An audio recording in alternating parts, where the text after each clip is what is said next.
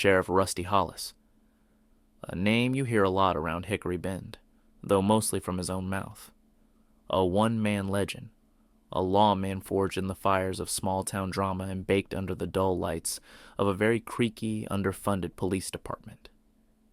In his mind, he's part Wyatt Earp, part Elvis Presley, part philosophical cowboy, and falls somewhere between the Marlboro Man and a department store mannequin that talks too much.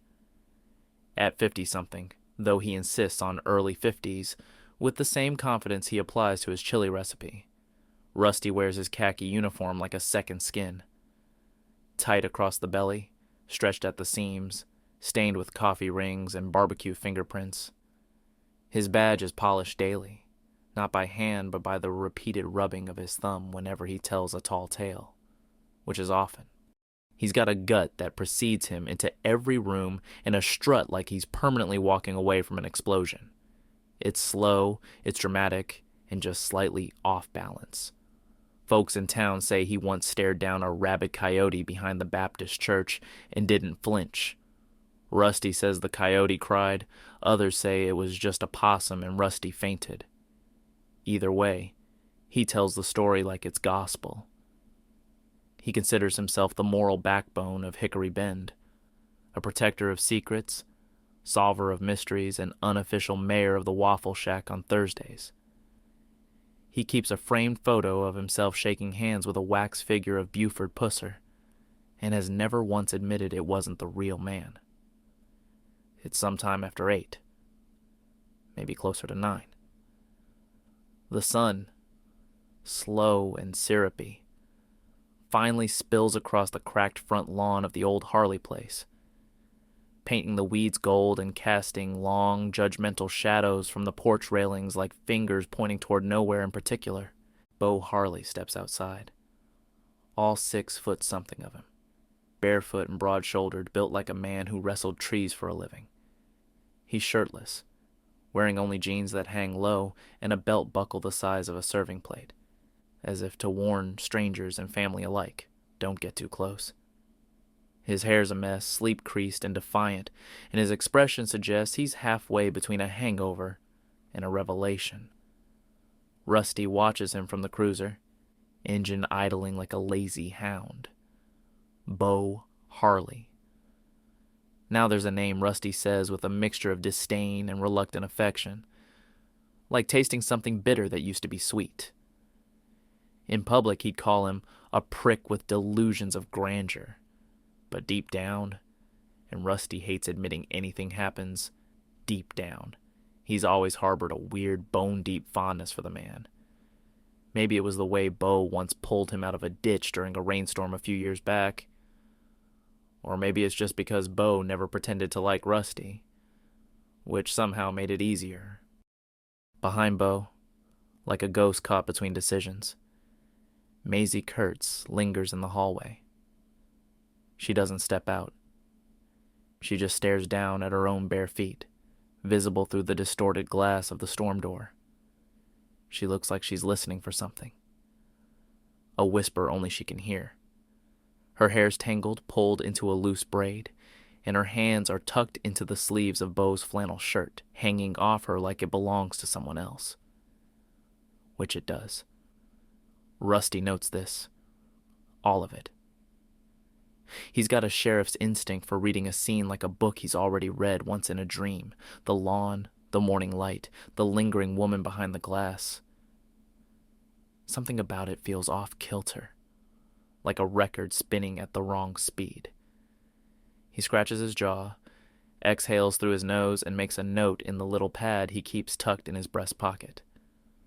Harley House. 8-something. Sun's up. Everyone's pretending.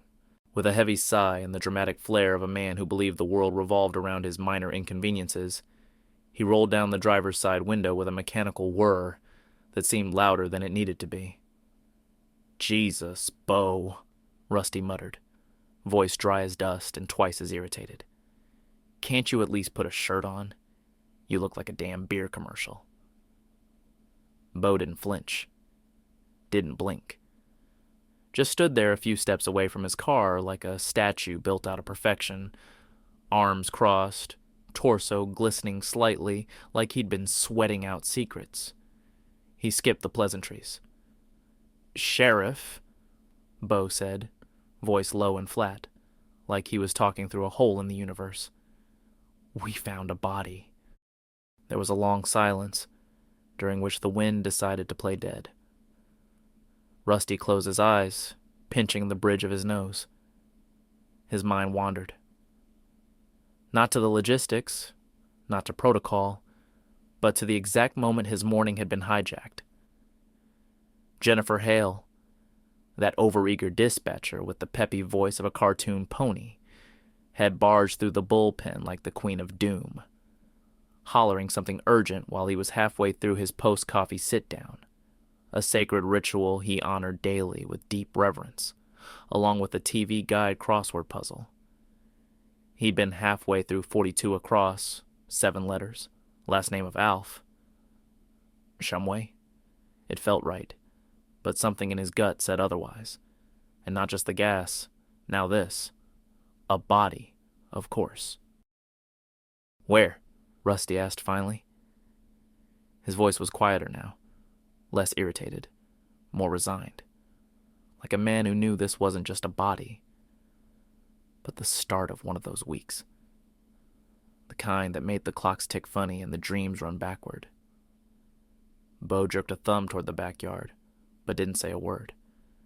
His eyes had drifted to somewhere else entirely, somewhere beyond the fence, past the trees, maybe into the place where memories go to rot. Rusty followed the gesture with his gaze, then leaned back in his seat, eyes narrowed. Half a mile out behind the Harley house, maybe a bit more, maybe a bit less, was the Foxfire River.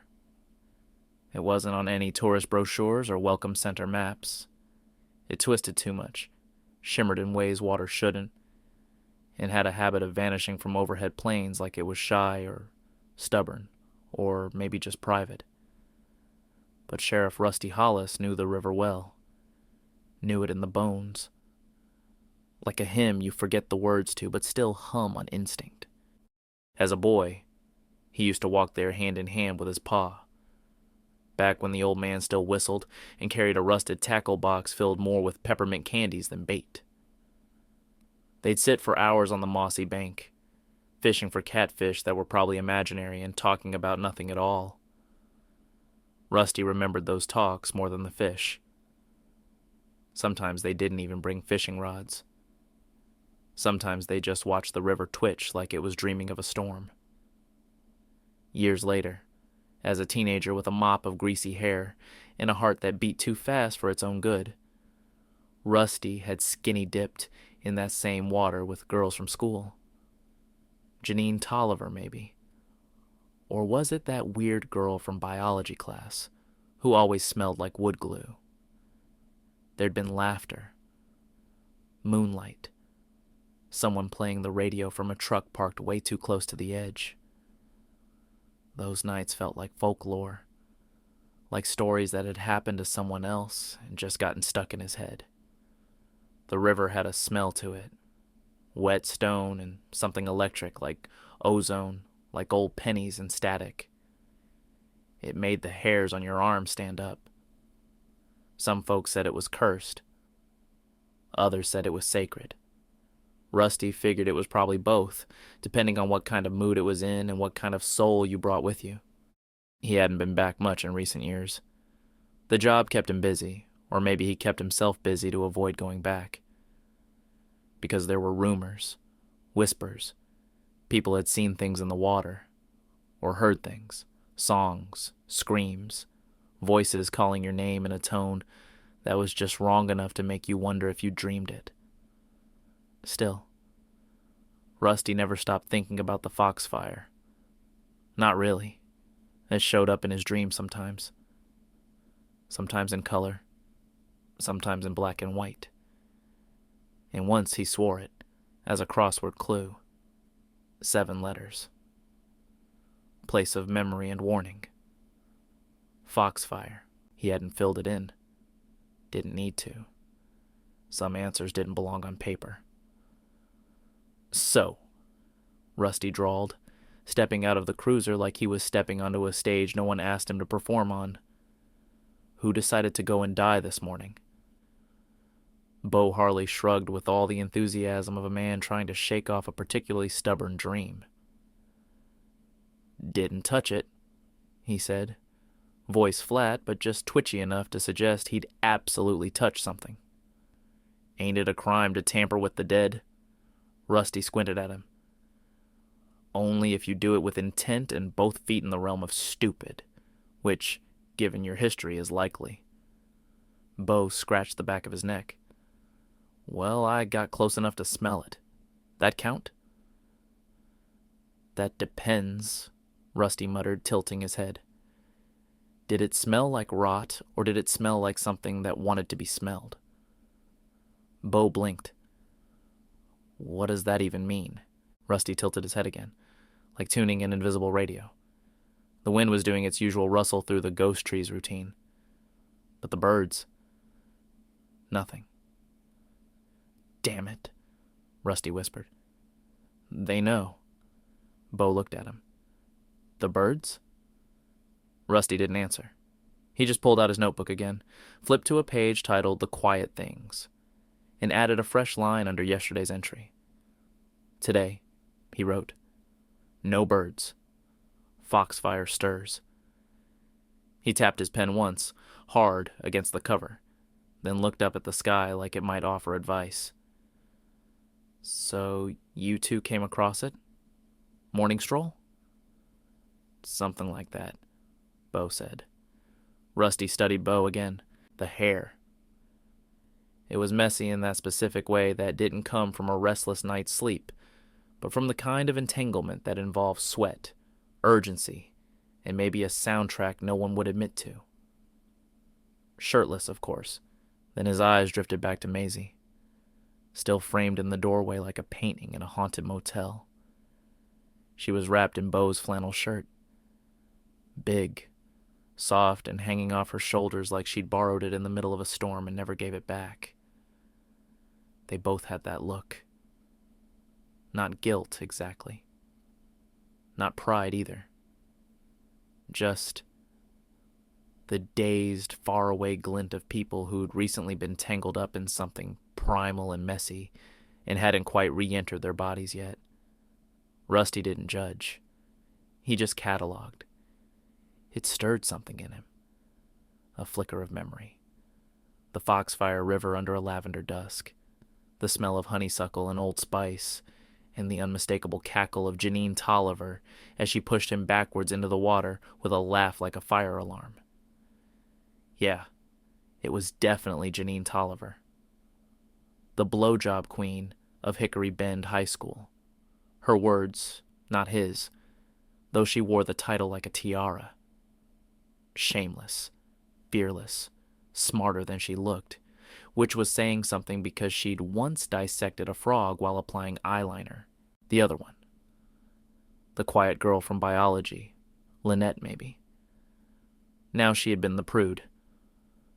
Always wearing turtlenecks and Jesus jewelry, glaring at Janine like sin was a contagious rash. But even she'd wandered down to the Foxfire once, rumor had it, with a football player and a flask of cheap booze. That river had seen more awkward fumbling and cigarette-lit confessions than the confessional booth at St. Mary's. The banks of the Foxfire weren't just muddy earth and overgrown weeds. They were Hickory Bend's unofficial lover's lane. Then and now. Generations of bad decisions soaked into its soil like blood into wood. Rusty glanced back toward the tree line. The river was out there, hiding in the trees, pretending to sleep. And now there was a body. "Foxfire's always hungry," Rusty muttered, chewing the inside of his cheek. "And folks just keep feeding it." Bo furrowed his brow, his face a weathered barn of confusion. "What's that supposed to mean?"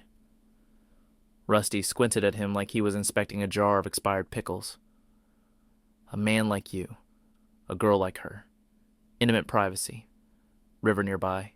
You see where I'm going?" Bo blinked. Slow. Not really. That's fine, Rusty said, waving his hand like he was shooing away a mosquito or ghost. You don't need to. I'm just thinking out loud. Dangerous habit, I know. Bo opened his mouth to say something, then didn't. Instead, he gave Rusty a blank stare.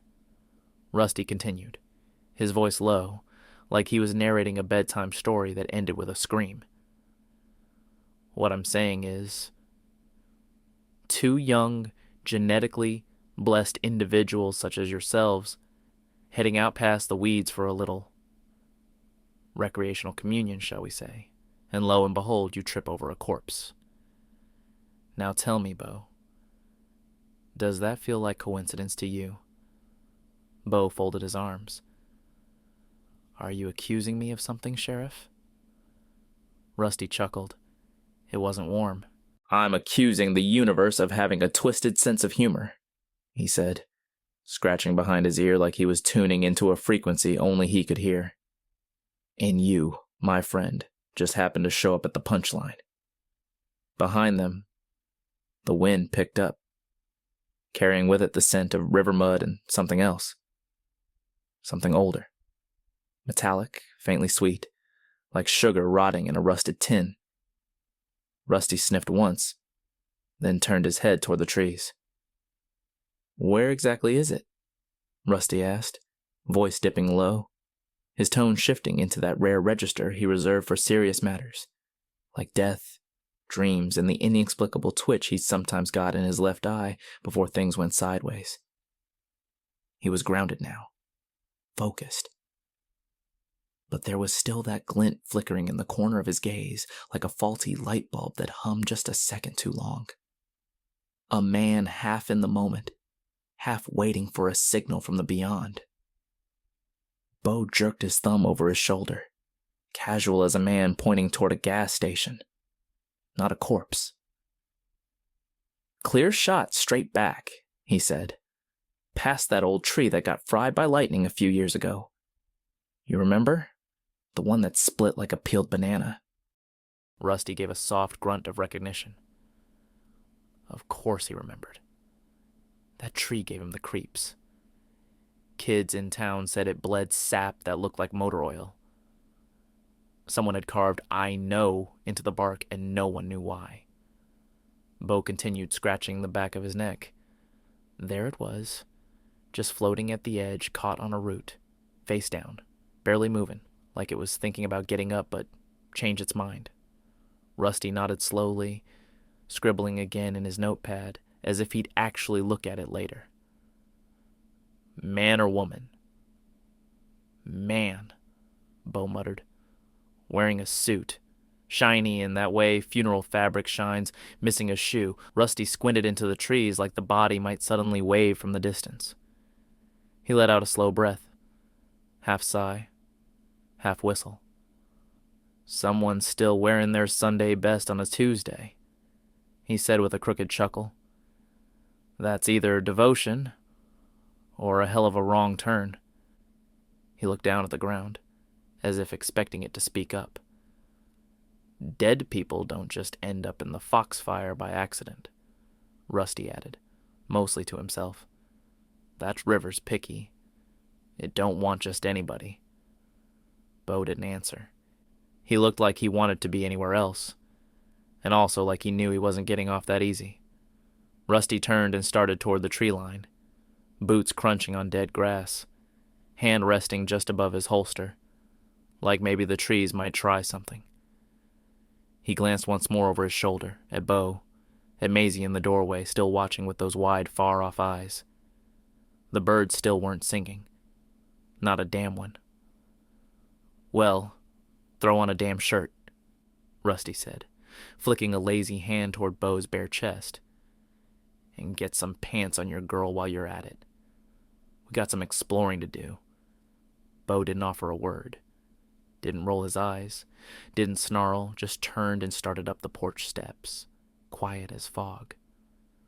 The door creaked as he went inside, the sound slicing the silence like a memory you weren't ready to remember. Maisie was still in the doorway. Only now, she was looking up. Rusty met her eyes for just a second.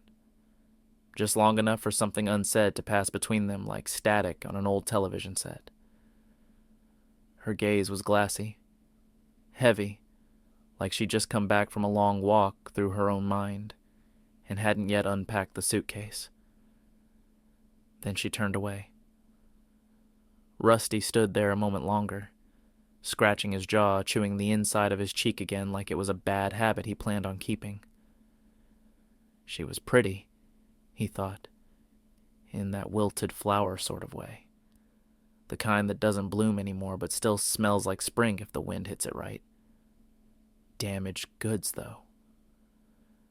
The phrase slid through his brain like a bad tune stuck on repeat. Not her fault, not really. Her old man, Abel Kurtz, had been the kind of man who made others drink just by being in the room. An alcoholic, a Sunday yeller, a Tuesday hitter. Laid hands on his wife more times than anyone could count. And no one did. Rusty had arrested him once back in '87, but the charges blew away in the wind, as they tended to in Hickory Bend. Abel dropped dead of a heart attack 3 years back, in line at the DMV of all places, face planted right on the paperwork. He and Rusty were the same age, played varsity football together once, though Abel always thought he was the quarterback of the world. Still a prick right up until his heart gave out, Rusty thought. Then, blessedly, he wasn't anything at all. The world hadn't wept. Rusty sure didn't. Even God probably shrugged. He took one last look at the porch, then turned toward the trees, the path already unfolding before him like a slow revelation. Rusty adjusted his buckle, let out a grunt, and muttered to no one in particular. Time to go see what the river coughed up this time.